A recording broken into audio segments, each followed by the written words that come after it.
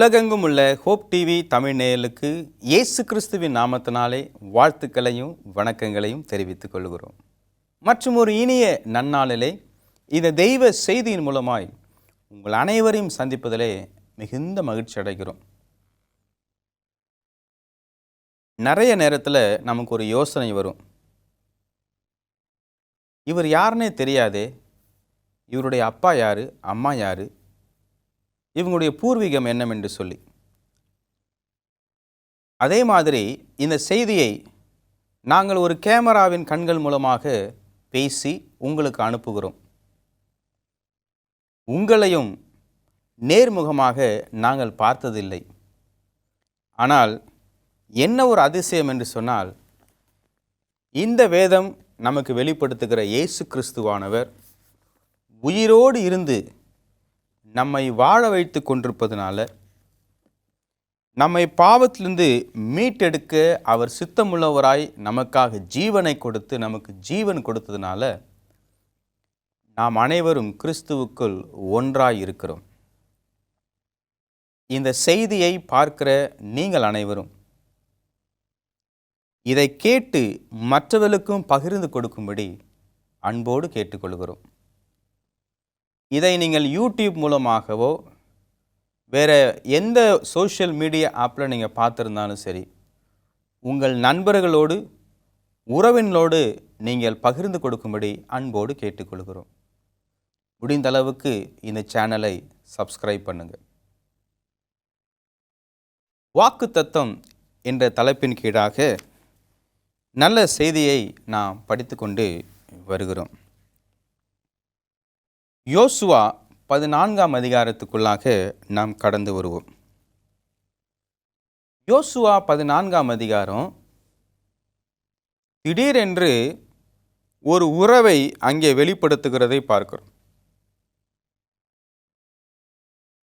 கானானை எப்படியாவது அடைய வேண்டும் என்று சொல்லி 40 வருஷமாக பிரயாசப்பட்டு வந்த எந்த ஒரு நபருமே பார்க்க முடியல. அவர்களை வழிநடத்தின மோசேயும் உள்ளே பிரவேசிக்க முடியவில்லை.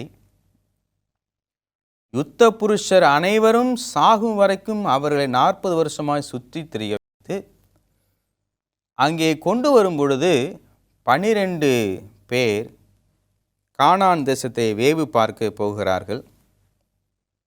10 பேர் வந்து, இது நமக்கு கடினமான ஒரு ஊழியம், அவர்கள் ராட்சதர்களைப் போல இருக்கிறார்கள், நாமோ வெட்டுக்கிளிகளைப் போல இருக்கிறோம், நம்மால் ஒன்றுமே செய்ய முடியாது என்று சொல்லுகிறார்கள். இங்கே பாருங்கள், நாங்கள் ஒரு குல திராட்சையை கொண்டு வருகிறோம், அந்த திராட்சை ஒவ்வொன்றும் எவ்வளவு பெரிது என்பதை காட்டுகிறார்கள். நம்ம சின்ன வயசில் கிரிக்கெட் விளையாடுவோம், 1 டச் போட்டு கிரிக்கெட் விளையாடுவோம். அந்த பால், டென்னிஸ் பால் பார்த்தீங்கன்னா இவ்வளோ பெருசு இருக்கும். ஒரு ஆப்பிள் சைஸ், ஒரு சாத்துக்குடி சைஸ். அப்போ ஒரு திராட்சையினுடைய அளவு அவ்வளோ பெருசுனா அந்த குலை எவ்வளோ பெருசாக இருக்கும், அதனுடைய செடிகள் எப்படி இருந்திருக்கும், அதை உண்ணுகிற மக்கள் எப்படி இருந்திருப்பாங்க. நாங்களோ வெட்டுக்கிளிகளைப் போல இருக்கிறோம், அவர்கள் ராட்சதர்களைப் போல இருக்கிறார்கள். எப்படி அவங்க கம்பேர் பண்ணுறாங்க பாருங்க. அங்கே இருக்கிறவங்களோட பேர்லாம் ஏனாக்கியர்கள் என்று சொல்லி வாசிக்கிறோம். யோசுவா 14ஆம் அதிகாரம் 12ஆம் வசனத்தில் நமக்கு அது சொல்லப்படுகிறது.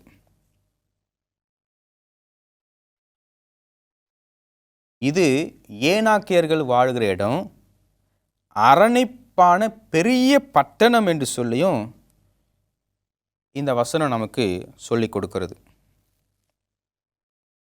என்னாகமம் 13ஆம் அதிகாரம் 33ஆம் வசனத்தை வாசிக்கும் பொழுதும், நாங்கள் அந்த தேசத்துக்கு போனோம், அதை பார்த்தோம், அங்கே அவர்களுடைய உருவங்களெல்லாம் ராட்சதர்களைப் போல இருக்கிறது, நாங்களோ வெட்டுக்கிளிகளைப் போல இருக்கிறோம், பயந்து பயந்து அவர்கள் எப்படியாவது தப்பித்து விட வேண்டும் என்று சொல்லி அவர்கள் வேவு காரியங்களை வேகமாய் முடித்துவிட்டு ஓடி வந்து உயிர் தப்பி வந்து சொல்லுகிற அனுபவத்தை நாம் பார்க்கிறோம்.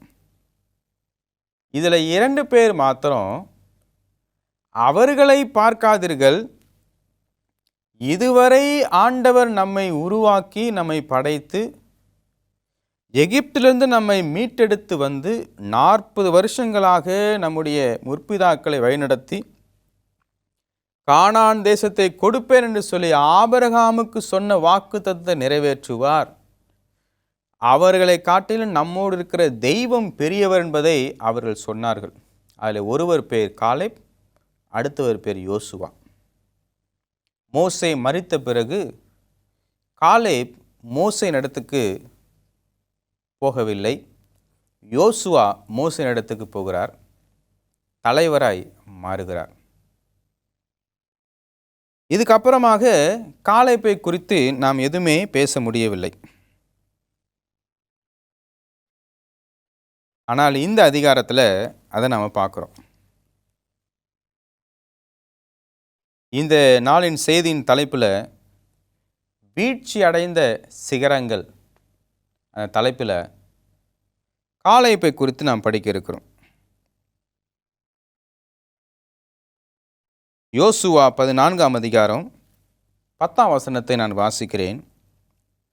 இப்போதும் இதோ கர்த்தர் சொன்னபடியே என்னை உயிரோடே காத்தார்.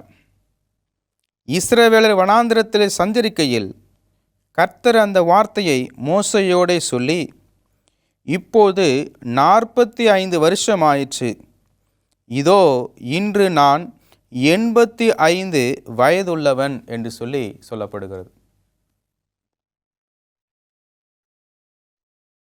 45 வருஷம் ஆயிடுச்சு, இப்போ எனக்கு 85 வயதுனா இவர்கள் வேவு பார்க்க போகும்பொழுது காலேப்புக்கு எத்தனை வயசு?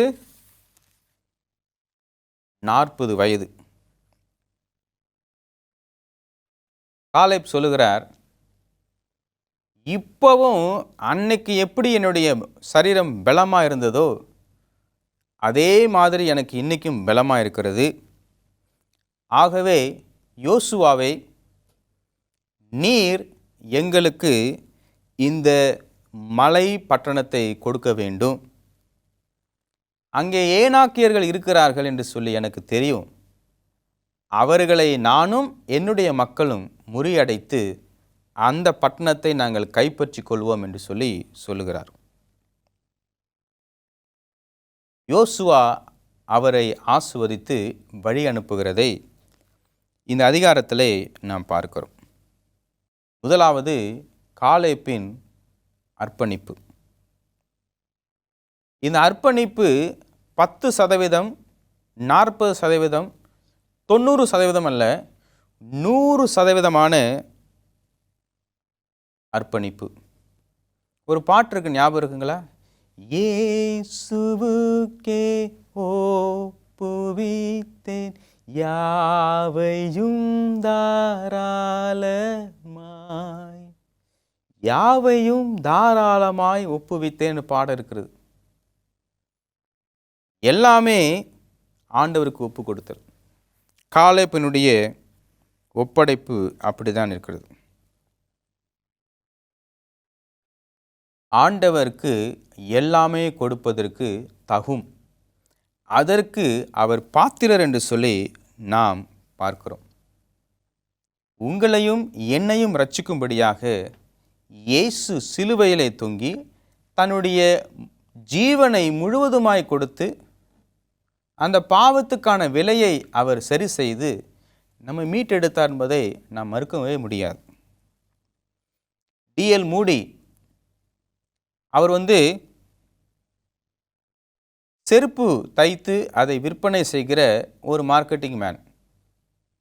நேரம் கிடைக்கும் பொழுது அவர் ஊழியம் செய்வார், பிரசங்கம் பண்ணுவார், சண்டே ஸ்கூல் டீச்சராகவும் இருந்திருக்கிறார். அவருடைய வாழ்க்கை எப்போ மாறுச்சுன்னா, ஒரு முறை ஒரு கூட்டத்துக்கு போயிருக்கிறார். அங்கே ஹென்றி பார்லே என்பவர் பிரசங்கம் பண்ணி கொண்டிருக்கிறார்.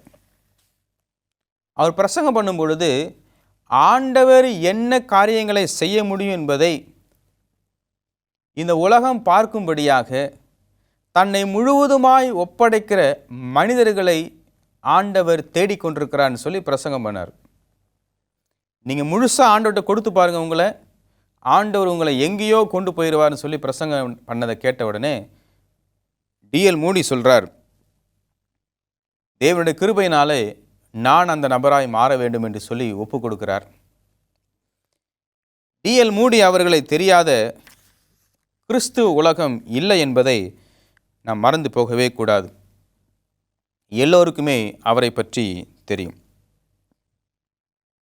இரண்டாவதாக, காலேப்பினுடைய பெலன். 45 வருஷத்துக்கு முன்பாக அவர் எவ்வளவு பலமாய் இருந்தாரோ அதே பலத்தோடு 85 வயதிலும் இருக்கிறார். இன்றைக்கி நிறைய பேர் ஜிம்முக்கு போகிறோம், 6 பேக்கு, பைசெப்ஸு எல்லாமே ட்ரை பண்ணுறோம். அப்புறம் பீஃப்லாம் சாப்பிட்டுட்டு தவறான கெட்ட பழக்கத்தில் போய் ஹார்ட் அட்டாக் வந்து சீக்கிரமாக 40 வயசுக்குள்ளே செத்து போயிடுறோம். இங்கே காலேப் 85 வருஷத்தில் இன்னமும் அதே பலத்தோடு இருக்கிறான்னு சொன்னால் என்ன ரகசியம்? வேதம் ஒரு ரகசியம் சொல்லுகிறது. அது 10 கற்பனையிலும் சொல்லப்பட்டிருக்கிறது. 5ஆம் பிரமாணமாகிய மனிதனுக்கும் உள்ள முதல் பிரமாணம், பிரதானமான பிரதானம், உன் தேவனாய கர்த்தர் உனக்கு கொடுக்கும் தேசத்திலே உன் ஆயுசு நாட்கள் நீடித்திருக்க உன் தாயையும் உன் தகப்பனையும் கனம் பண்ணுவாயாக. அப்பா அம்மாவை கனம் பண்ண வேண்டும். வயசான பிறகு அந்த ஹோமில் விட்டுட்டா அவங்க பார்த்துக்குவாங்க, என் மனைவிக்கு பிடிக்கிற நான் இப்படி விட்டுறேன், வெளிநாட்டுக்கு போயிட்டு நான் காசு அனுப்புகிறேன், இதெல்லாம் யோசிக்கிற அன்பு சகோதரனே சகோதரியே, உங்கள் வாழ்நாட்கள் நீடித்திருப்பதற்கு செலிப்ரேஷனை ஃபாலோ பண்ணுங்கள், 8 ஹெல்த் லாஸை ஃபாலோ பண்ணுங்கள், 8 லிட்டர்ஸு 4 லிட்டர்ஸ் 3 லிட்டர்ஸ் அப்படின்னு சொல்லி வாட்டரை குடிக்கிறது, ஹெல்தி ஹேபிட்ஸு ஃபுட்ஸு எல்லாம் பண்ணணும்னு சொல்லி எதாவது நீங்கள் நினச்சாலும் சரி, என்னுடைய அனுபவபூர்வமாய் நான் பார்க்கிறது, வேதம் சொல்லுகிற முதலாவது காரியம், உங்கள் தாயையும் தகப்பனையும் கனம் பண்ணுங்க, உங்கள் ஆயுசு நாட்கள் நீடித்திருக்கும். காலேப்பினுடைய பலன் தேவனுடைய வார்த்தையின் மேல் இருந்திருக்கிறது. தேவன் அவரை பலப்படுத்துகிறார். விசுவாசம் கேள்வியினால் வரும் என்று சொல்லி வாசிக்கிறோம். தேவனுடைய வார்த்தையை கேட்பதனால் வருகிறது. ஆகவே காலேப்பினுடைய பலன் அப்படி இருந்தது என்பதை நாம் மறந்து போகவே கூடாது. மூன்றாவதாக, காலேப்பினுடைய போராட்டம். போராட்டத்தில் சந்தோஷம் காணப்படாமல் போகலாம், ஆனால் தெய்வம் நம்மோடு இருக்கிறதை நாம் மறக்கவே முடியாது, மறுக்கவும் முடியாது. போராட்டம் இல்லாமல் வெற்றி என்ன என்பதை நாம் பார்க்க முடியாது, அதை உறுதி செய்யவும் முடியாது. நீங்கள் ஒரு கதவை ஞாபகம் வச்சுக்கோங்க, அந்த கதவு கீழ் அப்படின்னு சொல்லி அந்த பட்டையில் நிற்கும். பழைய காலத்து கதவெல்லாம் வந்து ஒரு கம்பியில் உட்கார வச்சுருப்பாங்க, அது இந்த பக்கம் அந்த பக்கம் ஆடிட்டுருக்கும்.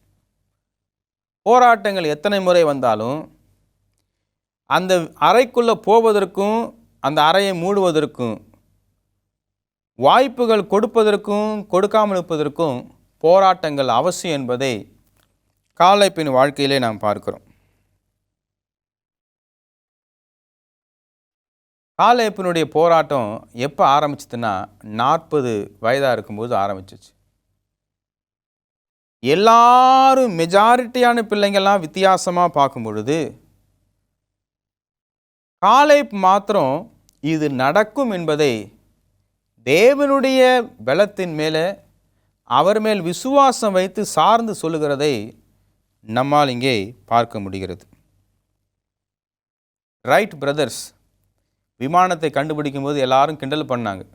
நம்ம பறக்கணுன்னா ஆண்டவரே நமக்கு ரெக்க கொடுத்துருப்பாரு, இவன் பேசிகிட்டு இருக்கான் பாருன்னு சொல்லியிருக்கிறாங்க. தாமஸ் ஆல்வா எடிசன் அவர் பல்பு கண்டுபிடிக்கும் போது எல்லாருமே என்ன சொன்னாங்கன்னா, இந்த மண்ணெண்ணெய் விளக்கே போதும்ப்பா, இந்த மெழுகுத்திரி போதும், இவன் என்ன பண்ணுறான், மரத்து மேலே லைட்டை வைக்கிறான் அப்படின்னு பேசினாங்க. அலெக்சாண்டர் கிரஹாம் பெல், சத்தமாக பேசினாலும் கொஞ்சம் தூரம் தள்ளி போயிட்டால் நம்ம வார்த்தை கேட்காது, நம்ம முகம் பார்க்க முடியாத ஆளுக்கிட்ட இவன் பேச போகிறானான்னு சொல்லி கிண்டல் பண்ணாங்க. ஹென்ரி ஃபோர்ட் சொன்னார், நம்ம மாட்டு வண்டியிலையும் குதிரை வண்டியிலையும் போகிறோம், நம்மால் இயக்கி ஒரு கார் என்ற ஒரு காரியத்தை கண்டுபிடிக்க முடியும், அதில் போக முடியும்னு சொல்லி அவர் சொன்னார். அவங்க சொன்னதை யாருமே நம்பலை, ஆனால் நடந்துச்சு. ரைட் பிரதர்ஸ் கண்டுபிடிச்சது இன்றைக்கு விமானமாக இருக்கிறது. தாமஸ் ஆல்வா எடிசன் கண்டுபிடிச்ச எலக்ட்ரிசிட்டி இன்னைக்கு பல்பு மூலயமா பெரிய பெரிய அற்புதங்களை நம்மால் பார்க்க முடிகிறது. நீங்கள் பார்த்து கொண்டிருக்கிற இந்த ஸ்மார்ட் டிவி எல்இடி பல்பு மூலமாக எல்சியிலிருந்து மேலே வந்திருக்கிறது.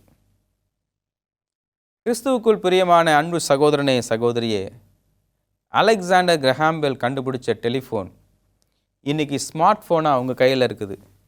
நீங்களும் அந்த செய்தியை கேட்குறீங்க. ஹென்ரி ஃபோர்ட் அவர் சொல்லும் பொழுது அந்த தேசம் அவங்களுக்கு உதவி செய்யலை, பண உதவி செய்யலை. அந்த காங்கிரஸ் கமிட்டிக்கு அவர் மனு கொடுக்குறாரு, காசு கொடுக்கல. ஆனால் இன்றைக்கி ஒரு கார் இருந்தால் போதும், எங்கே வேணால் போயிட்டு வந்துடலாம். இந்த உலகம் இன்னைக்கு என்ன நடக்குமோ அதை பார்த்து தான் நாளையை தீர்மானிக்கிறது. ஆனால் அறிவியல் அப்படி இல்லை. நாளை என்ன இருக்க வேண்டுமோ அதை யோசித்து இன்றைக்கு அவர்கள் தீர்மானிக்கிறார்கள். இந்திய தேசத்தில் அம்பானின்னு கேள்விப்பட்டிருப்போம்.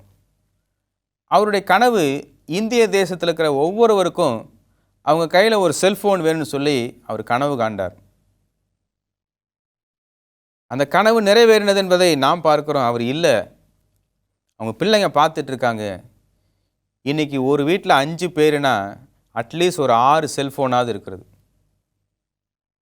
எல்லாமே ஸ்மார்ட் ஃபோன், எல்லாமே செய்ய முடியும். ஒரு பெரிய ரூம் அளவு இருக்கிற கம்ப்யூட்டர் இன்றைக்கி உங்கள் கையில் இருக்கிற சின்ன செல்ஃபோனில் எல்லாமே வந்துருச்சு. எல்லாமே எல்லாமாக மாறிவிட்டது. நெகட்டிவ் பீப்புள் இருக்க தான் செய்கிறாங்க. ஆனால் அதுக்கு இடையிலையும் பாசிட்டிவ் பீப்புள் காலை பை போல இருக்க தான் செய்கிறார்கள். என்னாகமத்தில் ஒரு சம்பவம் சொல்லப்படுகிறது. என்னாகமம் 14ஆம் அதிகாரத்தில் ஒரு வசனத்தை நான் வாசிக்க விரும்புகிறேன். என்னாகமம் 14:9 வசனம். கர்த்தருக்கு விரோதமாக மாத்திரம் கலகம் பண்ணாதிருங்கள். அந்த தேசத்தின் ஜனங்களுக்கு நீங்கள் பயப்பட வேண்டியதில்லை. அவர்கள் நமக்கு இரையாவார்கள். அவர்களை காத்த நிழல் அவர்களை விட்டு விலகி போயிற்று. கர்த்தர் நம்மோட இருக்கிறார், அவர்களுக்கு பயப்பட வேண்டியதில்லை என்றார்கள். யாரு? அடுத்த வசனத்தை வாசிக்கிறேன், நீ கண்டுபிடிங்க பார்ப்போம். அப்பொழுது அவர்கள் மேல் கல்லெறிய வேண்டும் என்று சபையார் எல்லாரும் சொன்னார்கள். உடனே கர்த்தருடைய மகிமை ஆசரிப்பு கூடாரத்தில் இஸ்ரவேல் புத்திரர் எல்லாருக்கும் முன்பாக காணப்பட்டது. கர்த்தர் மோசேயை நோக்கி, எதுவரைக்கும் இந்த ஜனங்கள் எனக்கு கோபம் உண்டாக்குவார்கள்? தங்களுக்குள்ளே நான் கட்டின சகல அடையாளங்களையும் காட்டின சகல அடையாளங்களையும் அவர்கள் கண்டும் எதுவரைக்கும் என்னை விசுவாசித்திருப்பார்கள் என்று சொல்லப்படுகிறது. யோசுவாவும் காலேப்பும் சொன்ன வார்த்தையை கேட்ட உடனே எல்லாரும் கல்லறிய பிரயாசப்பட்டதை நாம் பார்க்கிறோம். கர்த்தருக்கு விரோதமாக மாத்திரம் கலகம் பண்ணாதிருங்கள், ஆண்டவர் மேல் நம்பிக்கை வையுங்கள், நிச்சயமாய் முடிவு உண்டு என்பதை, சிகரங்கள் பெரிதாயிருந்தாலும் அதையும் வீழ்ச்சியடைய முடியும், தகர்க்க முடியும் என்று சொல்லி ஆண்டவர் விரும்புகிறார். கோழி முட்டையிட்டு அடை காத்து அந்த குஞ்சு பொரிக்கும் பொழுது, அந்த குஞ்சு அதை உடைத்து எறிந்து வெளியே வரும் பொழுது எல்லா போராட்டத்தையும் செய்துதான் உயிரை வெளியே கொண்டு வந்து காட்டுகிறது. அதுதான் இயற்கை. அந்த கோழிக்கு வலிக்குமே, அதுக்கு நாம் உதவி செய்ய வேண்டும் என்று சொல்லி அந்த முட்டையை முன்னாடியே உடைச்சிட்டோம்னா அந்த கோழியால் உயிர் வாழ முடியாது. எந்த அளவுக்கு அது சண்டை போடுகிறதோ, அது கோழியாக இருந்தாலும் எந்த பறவையாக இருந்தாலும், அந்த சிறகுக்கு அப்பொழுதுதான் அதற்கு வலிமை கிடைக்கிறது, அது முழு பறவையாய் மாறுகிறது. பிரச்சனைகளை கண்டு நாம் துவண்டுவிடக்கூடாது என்பதை இங்கே நாம் வாசிக்கிறோம். ஒரு சம்பவம் ஞாபகம் வருகிறது. ஒரு ஷூ கம்பெனி ஒரு சேல்ஸ் பர்சனை ஆப்பிரிக்காவுக்கு அனுப்புகிறாங்க. நீங்கள் போய் நம்முடைய ப்ராடக்ட் அங்கே எப்படி விற்கலாம், எப்படி நடத்தலான்னு சொல்லி பார்த்துட்டு வாங்க அப்படின்னு சொல்லி அனுப்புகிறாங்க. இவர் எல்லா ஆயத்தத்தோடு அங்கே போய் இறங்குறார். இறங்கி கொஞ்ச நாளில் பார்க்குறாரு, ஒருத்தர் கூட காலில் செருப்பு கூட அணையலை. இவர் எழுதுகிறார் கம்பெனிக்கு, எனக்கு ரிட்டர்ன் டிக்கெட் புக் பண்ணுங்க, நம்ம கம்பெனினால இந்த நாட்டுக்கும் இந்த நாட்டினால கம்பெனிக்கும் எந்த லாபம் வரப்போகிறதில்ல, ஒருத்தர் கூட எதுவுமே அணியவில்லை அப்படின்னு சொல்லி எழுதியிருந்தார். உடனே கம்பெனி திருப்பி அவங்களுக்கு செய்தி அனுப்பிச்சான், நீ திரும்பி வந்துருப்பா, நான் இன்னொரு ஆளை அனுப்புகிறேன், அந்த ஊர் மக்கள் மாத்திரம் எவ்வளோ பேர்னு சொல்லிட்டு வான்னு சொன்னாங்க. ஏன்னா அவனுக்கு ஷூ போட தெரியாதுன்னு சொல்லி இவர் நினைக்கிறாரு. கம்பெனி நினச்சிச்சு அவ்வளோ பேரும் வெறுங்காலம் இருந்தாங்கன்னா எல்லாருக்குமே ஷூ போட சொல்லி கொடுக்கலான்னு சொல்லி. கிறிஸ்துவுக்குள் பிரியமான அன்பு சகோதரனே சகோதரியே, முதல் கோணம் முற்றிலும் கோணம் என்பது உலக பொதுமொழி. ஆனால் இயேசுவோடு இருந்தால் எந்த கோணமாக இருந்தாலும் சரி, எந்த முக்கோணமாக இருந்தாலும் சரி, கோலாகாலமாக அதை ஆண்டவர் மாற்றி வாழ்க்கையை சிறப்பிக்க முடியும் என்பதை நாம் மறந்து போகவே கூடாது. மத்தேயு 17:20 சொல்லுகிறது, கடுகளவு விசுவாசம் இருந்தால் இந்த மலையை பார்த்து பெயர்ந்து போன்னு சொன்னால் அது நடக்குமா? 45 வருஷமாக வைத்திருந்த அந்த விசுவாசம் காலேப்பின் மனதில் இருந்துச்சு. அந்த தேசத்தையே பிடிச்சாரு. இன்று வரை அவருடைய பெயர் அங்கே இருக்கிறது. நீங்கள் அந்த ஆசீர்வாதத்தை பெற வேண்டுமா? ஜெபிப்போம். கிருபை நிறைந்த நல்ல ஆண்டவரே, ஆசீர்வதிக்கப்பட்ட இந்த நாளுக்காய் நன்றி செலுத்துகிறோம். காலேப்பை போல எங்களுடைய விசுவாசம் தோய்ந்து போகாதபடிக்கு காத்துக்கொள்ள ஆவியானவர் எங்களுக்கு உதவி செய்ய வேண்டுமா ஜெபிக்கிறோம். சிகரங்களையும் நாங்கள் தரைமட்டமாக்க எங்களுக்கு உதவி செய்யும். நாங்கள் உண்மையாக இருக்க வாழ உதவி செய்யும். இயேசுவின் மூலம் ஜெபிக்கிறோம் நல்ல பிதாவே, ஆமென். தேவன் உங்கள் அனைவரையும் ஆசீர்வதிப்பாராக. ஆமென்.